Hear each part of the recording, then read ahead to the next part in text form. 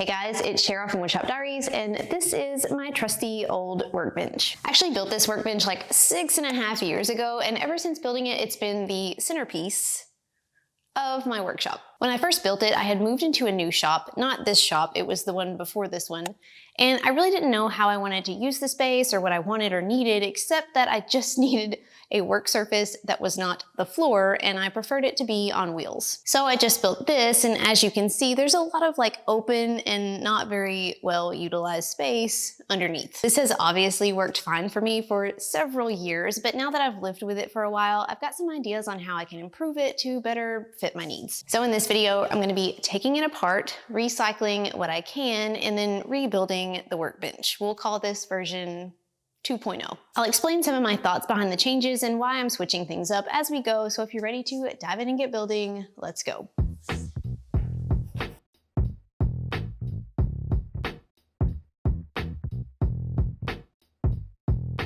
This video was sponsored by Lean. Okay, so first let's empty out this old workbench.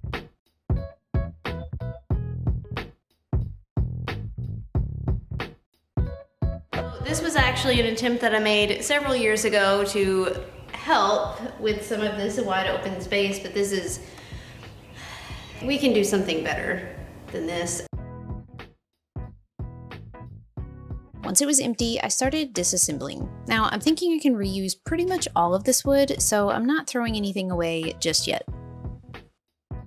I actually still have packing tape on this from where we taped it on the trailer when we moved. Probably was not the correct way of doing anything, but this has been on here for 3.5 years now, so probably about time to tear it off.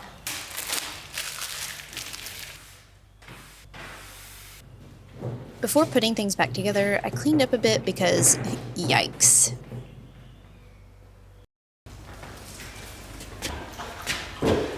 So I'm not going to be changing like the main body and frame of the workbench. Let me just walk you through, since I'm not rebuilding this, what I did when I originally built it. So basically when I first built this, I made two 2x4 frames like this. It's 4 foot wide, 8 foot long, and I just pocket hole screwed like this piece to the ends, and then I added one in the middle, and I made 2 of these. This one is the top. The second one is for the bottom. So as you can see, this is like an identical frame, 2x4. And what I did is I just screwed a 4x8 sheet of plywood onto the top of it. And then I added the legs. So I'm not gonna change any of this, but some of the legs are a little loose. So I'm gonna remove the wheels and tighten up the legs. I originally placed this bottom frame and panel onto my sawhorses and used 3-inch long screws through the bottom to attach the 4x4 legs. After removing the top, I noticed a couple of these legs were a little loose, so I removed the wheels and tightened them up. Then I reinstalled the caster wheels, 1 at each corner and 2 in the middle.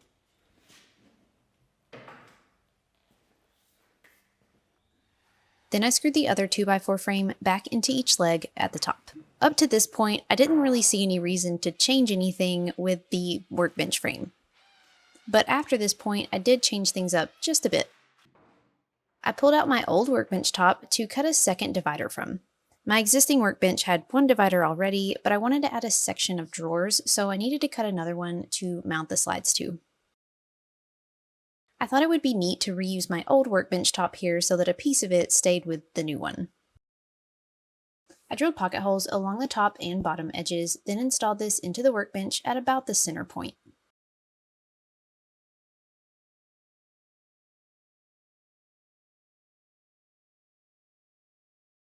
Then I replaced the 2 sides that were already in my previous workbench. The other divider panel only had 2 pocket holes in the top because there wasn't really anything in the middle to attach it to. Now I could add the drawer slides.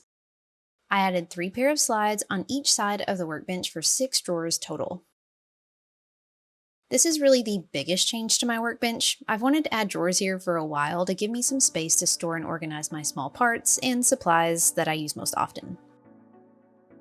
To assist me with better storing and organizing all my stuff, I enlisted the help of the Lean PixCut S1 photo sticker printer and cutter. So first, I kind of thought out what items I'm always having to search for in my shop and lay them out on my work surface. Things like dowel pins, figure-8 fasteners, threaded inserts, wooden balls, and washers. Then I set up my machine. This all-in-one printer and cutter goes from in the box to fully set up in just a few quick steps. Once it was powered on, I downloaded the app, connected, and started designing some custom labels for my items. One of my favorite things about the PixCut is that it can print stickers with your own photos. So I took a picture of each item, used the background remover tool, and added some text. This app is so easy to use, and in just a few minutes I had created some simple, easy-to-read stickers to label my storage containers. Once I was happy with my designs, I sent them to the printer to print and cut. It's pretty fun to watch it print on one side, then when it's finished, you can watch it precisely cut out each sticker on the other side.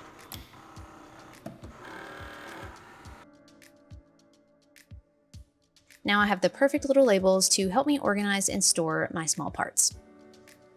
And of course, if you don't want to use your own photos, the app has hundreds of pre-made designs and templates to choose from as well. You can find ideas for different seasons, holidays, events, and more. So it's perfect for making customized labels for gifts, for fun, or for business. And of course, the shop pets got in on the fun because of all the small parts in the shop, treats are the most important for good morale. In addition to stickers, the PixCut is also a photo printer. You simply swap the sticker paper for photo paper and print high-quality photos in just seconds.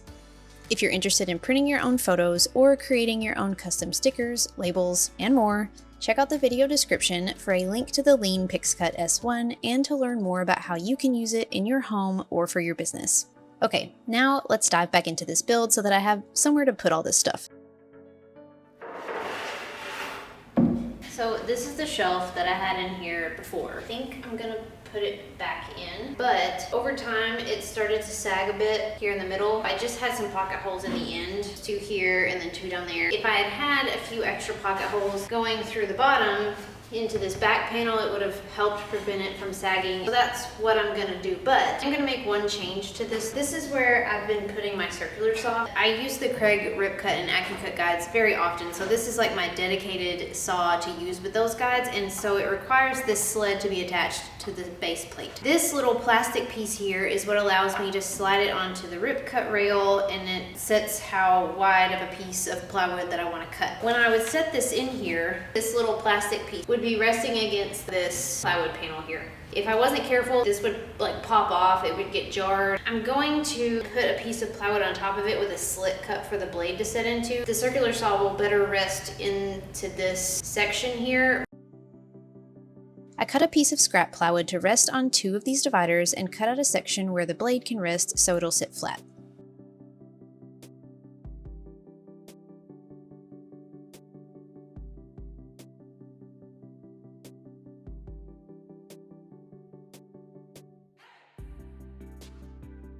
I used the tan lines here to reposition this shelf into the same place that I had it before, and I secured with pocket hole screws. 2 in each side and 2 across the back and into the divider so that hopefully it won't sag anymore over time.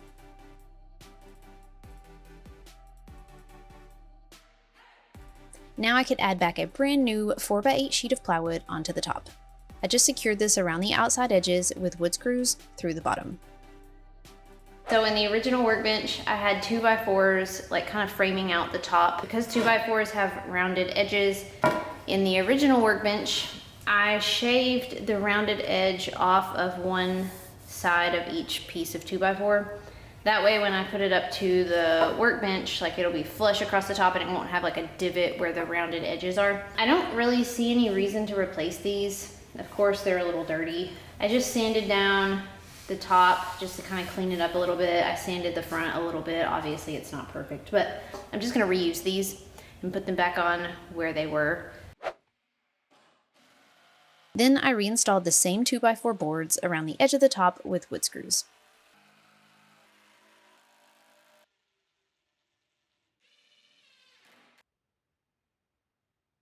Now that I had a top to work on again, I started building the drawer boxes from strips of plywood that I had cut from scraps. So I normally make door boxes where the sides come come flush to the front here, because in normal circumstances, I'll have a drawer front and that'll cover these edges. But in this case, I'm not gonna add a drawer front because it's just going in my workbench. And so I'm gonna butt the sides up to the front and back, and that way it'll hide you from seeing these edges on the front. It doesn't really matter. I didn't really want to see these, so that's why I'm doing it this way.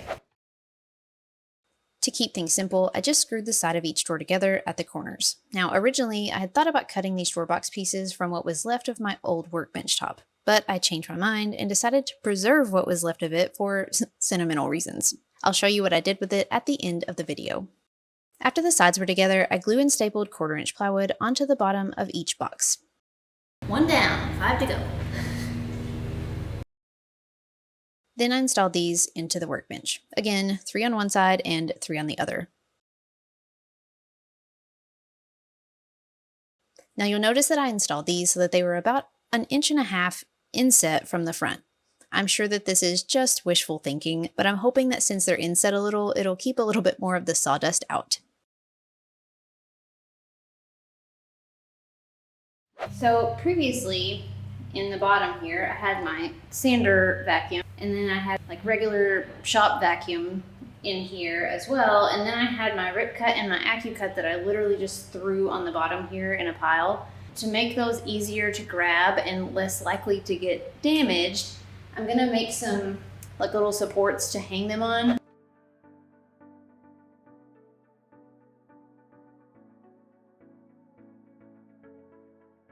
I glued and nailed some scrap plywood supports together and screwed these to the side of the divider. One would hold my rip cut and one would hold my AccuCut guide. And that left room underneath them to store the scrap blocks that I'm always cutting my plywood on.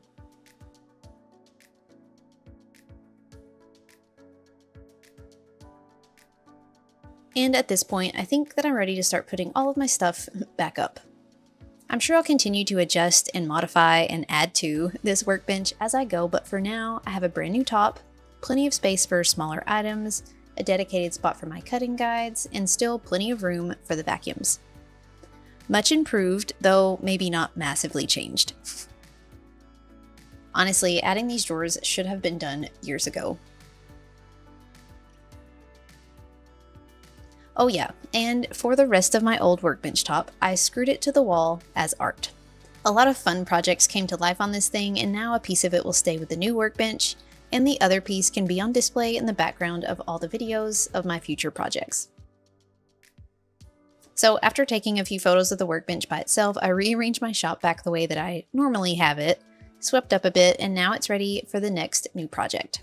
I've got a good one planned to share next, so if you're not already following along, be sure to subscribe to the channel so you don't miss it. Thanks so much for watching, friends, and until next time, happy building!